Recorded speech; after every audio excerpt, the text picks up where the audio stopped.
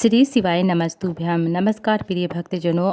साल का पहला 2025 का पहला सूर्य ग्रहण जो शनिवार को 29 मार्च शनिवार को लगने जा रहा है। शनिचरी अमावस्या है, तो कुछ भक्तों के डाउट होगा कि यह जो सूर्य ग्रहण लगने जा रहा है इसका प्रभाव हमारे देश में भी पड़ेगा क्या?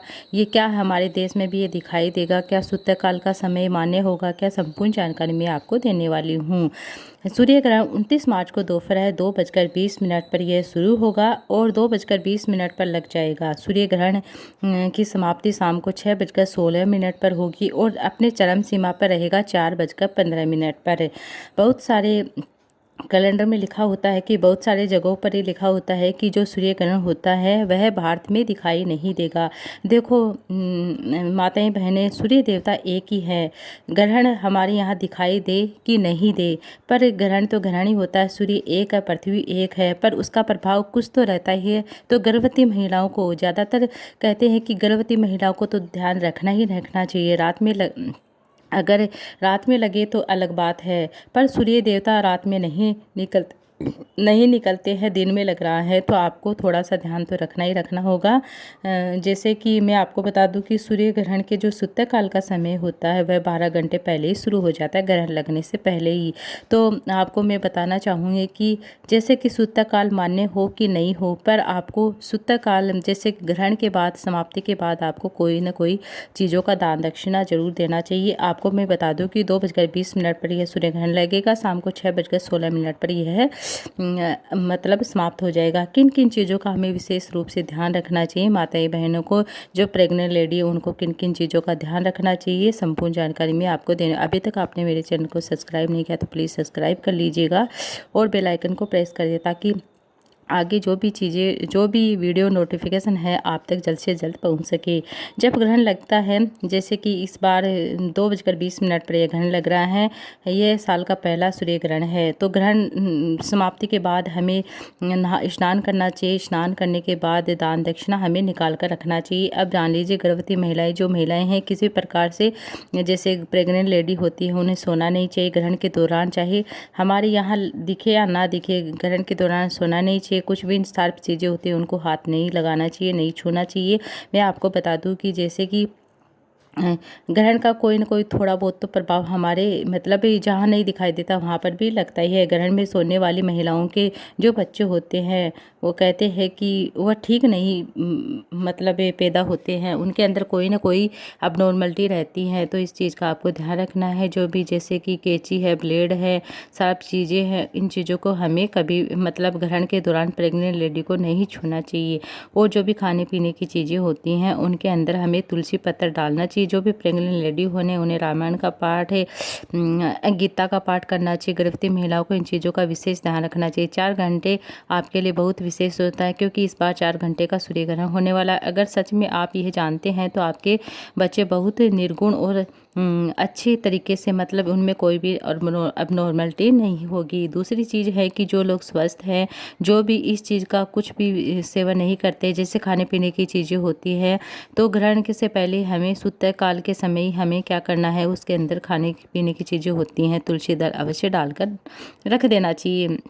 मैं आपको बता दूं कि जैसे कि कुछ लोगों को नहीं पता तो उनकी बात अलग है, लेकिन जिनको पता है उनको तो अपने जैसे कि जो भी खाने पीने की चीज़ें उन पर अवश्य तुलसी दल डालना चाहिए। और कहते हैं कि ग्रहण के बाद हमें कोई ने दान दक्षिणा देना चाहिए। कहते हैं कि चावल का एक दाना, जैसे कि हम चावल भी दान जरूर करें आज के दिन। जैसे कि हम सभी जानते हैं कि चावल का एक दाना लेना है जो कहीं से भी खंडित ना होना चाहिए। आपको क्या करना, चावल का एक दाना लेकर आप सभी को एक बेलपत्र लेकर, वो चावल का एक दाना, हम सभी को चावल का एक दाना लेना है, एक बेलपत्र लेना है जो कहीं से भी खंडित नहीं होना चाहिए। आपको क्या करना है, आपको वह जैसे हमारे यहाँ तो सूर्यकाल का मान्य नहीं है, फिर भी हमें शिवलिंग के ऊपर वह चावल का दाना जरूर चढ़ाना। आज के दिन अमावस्या, शनिचरी अमावस्या है।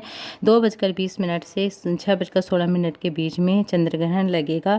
तो आपको क्या करना है, इससे पहले पहले ये उपाय कर लेना है। अब मैं आपको बता दूं कि जैसे कि कुछ ऐसे उपाय होते हैं, जैसे कि शिवलिंग के ऊपर अपने घर पर भी कर सकते हैं। जैसे कि लाल चंदन आपके घर पे है तो आपको क्या करना है, बेलपत्र लेना। बेलपत्र की जो बड़ी पत्ती वाली होती है उसके बीच वाली वाली पत्ती, जो बड़ी पत्ती हो जाए बीच वाली पत्ती, उस पर लाल चंदन की बिंदी लगाकर कुछ इस प्रकार लाल चंदन लगाकर नीचे 2 पत्तियाँ होती है वहाँ पर पीला चंदन लगाकर आपको क्या करना, एक चावल का दाना चढ़ाकर देवादिदेव महादेव भोले बाबा को चढ़ा दीजिए।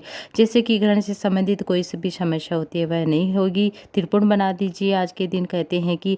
और जैसे कि जो भी प्रेग्नेंट लेडी जो होती है ग्रहण के दौरान, चाहे चंद्र ग्रहण हो या सूर्य ग्रहण हो, ग्रहण के दौरान उन्हें अपने पेट पर 3, जैसे कि चंदन हो या सिंदूर हो, उससे अपने पेट पर 3 बिंदी अर्थात त्रिपुण जैसी रेखा खींच लेनी है, ताकि बच्चे पर कोई भी दुष्प्रभाव नहीं पड़ता है। फिर दोबारा से इस बेलपत्र आपको क्या करना है, फिर से सुन लीजिएगा। जो आपको क्या करना है, 3 बेलपत्र लेने हैं, 3 चावल के दाने लेने हैं।